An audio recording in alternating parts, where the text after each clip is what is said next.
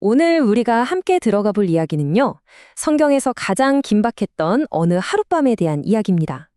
한 사람은 칼을 들었고 다른 한 사람은 잔을 들었던 바로 그 순간, 베드로의 칼과 예수님의 잔에 대한 이야기 속으로 지금부터 들어가 보겠습니다. 자, 시작하기 전에 한번 솔직하게 생각해 보자고요. 누군가에게 상처를 받거나 정말 억울한 상황에 처했을 때 우리 마음속에서 가장 먼저 불쑥 튀어나오는 게 뭘까요? 아마 많은 분들이 이건 못 참지. 내 힘으로라도 이건 해결해야겠다 하는 그런 맞서 싸우고 싶은 본능 같은 걸 느끼실 겁니다. 오늘 본문은 바로 그런 숨 막히는 위기의 순간으로 우리를 데려갑니다. 예수님의 생애에서 가장 결정적인 밤이었죠. 군인들이 횃불과 무기를 들고 들이닥친 바로 그 밤. 이 절체절명의 상황에서 완전히 다른 두 가지 반응이 나타납니다. 바로 베드로의 칼과 예수님의 잔입니다. 이 둘은 그 방향이 너무나도 다르죠. 칼은 저항하고 나를 지키려는 인간적인 방식을 상징하고요. 반면에 잔은 하나님의 길, 그러니까 순종하고 희생하는 길을 의미합니다. 이 두 가지 선택이 과연 어떤 결과를 낳았는지 지금부터 자세히 살펴보겠습니다. 먼저 우리한테 너무나 익숙한, 어쩌면 우리 자신의 모습일지도 모르는 그 인간적인 반응, 베드로의 찰부터 한번 들여다볼까요? 그의 행동은 위기 앞에서 우리가 얼마나 본능적으로 움직이는지를 그대로 보여줍니다. 베드로 입장에서는요, 스승이 지금 눈앞에서 부당하게 끌려가는데 가만히 있을 수가 없었던 거예요. 그래서 참지 못하고 칼을 빼서 휘두른 거죠. 자신의 힘으로, 자신의 방식으로 이 상황을 해결하고 스승을 지키려 했던 겁니다.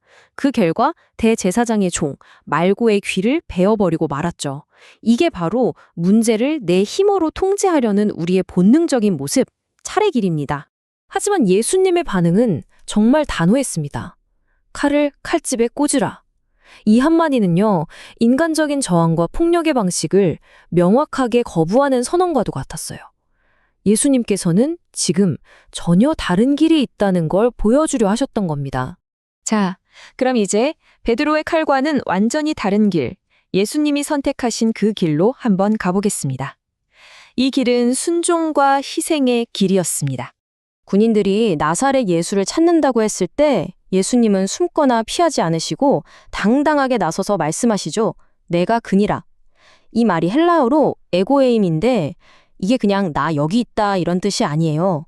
구약에서 하나님이 자신을 드러내실 때 쓰셨던 신적인 권위가 담긴 표현이거든요. 그래서였을까요? 이 말을 듣자마자 무장한 군인들이 뒤로 물러나서 땅에 엎드러집니다.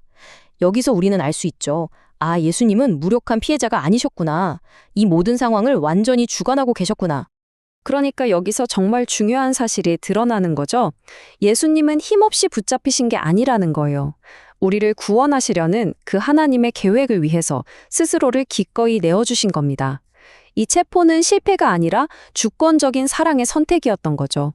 그리고 정말 놀라운 건 당신이 잡혀가는 바로 그 위기의 순간에도 예수님의 시선은 제자들을 향했다는 거예요. 나를 찾거든 이 사람들이 가는 것은 용납하라. 이렇게 말씀하시면서 그들을 보호하시죠. 요한복음 10장에서 스스로를 선한 목자라고 하셨던 것처럼 양들을 위해서 목숨까지 내어놓는 그 목자의 사랑을 마지막 순간까지 행동으로 보여주신 겁니다. 그렇다면 예수님께서 마시겠다고 한 이 잔이 대체 뭘까요?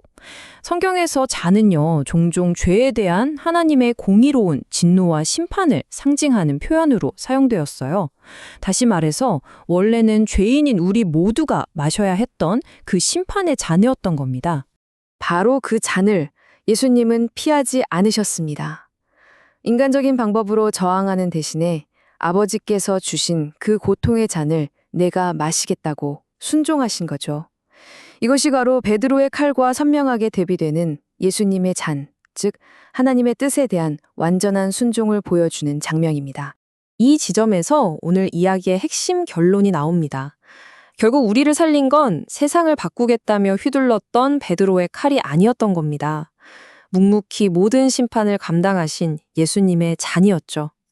구원은 인간의 싸움이 아니라 하나님의 아들의 순종을 통해서 이루어진다는 걸 극명하게 보여줍니다. 자, 이 이야기는 그냥 2000년 전에 박제된 사건이 아닙니다. 오늘을 살아가는 바로 우리에게 아주 중요한 질문을 던지고 있어요. 우리 각자의 손앞에 놓인 선택에 대한 질문 말이죠. 우리는 매일의 삶 속에서 이 두 가지 갈림길을 만납니다. 억울한 일을 당했을 때, 관계가 힘들어졌을 때, 여러분은 칼의 길을 택하시겠어요? 내 감정대로, 내 힘으로 어떻게든 상황을 통제하려는 그 길이요? 아니면 잔의 길을 택하시겠습니까? 때로는 고통스럽더라도 하나님의 뜻을 신뢰하고 순종하는 그 길을 말입니다. 그래서 마지막으로 이 질문을 남겨두고 싶습니다. 오늘 당신의 삶 속에서 당신의 손에는 무엇이 들려 있습니까? 여전히 날카로운 칼인가요? 아니면 기꺼이 받아들이려는 잔인가요?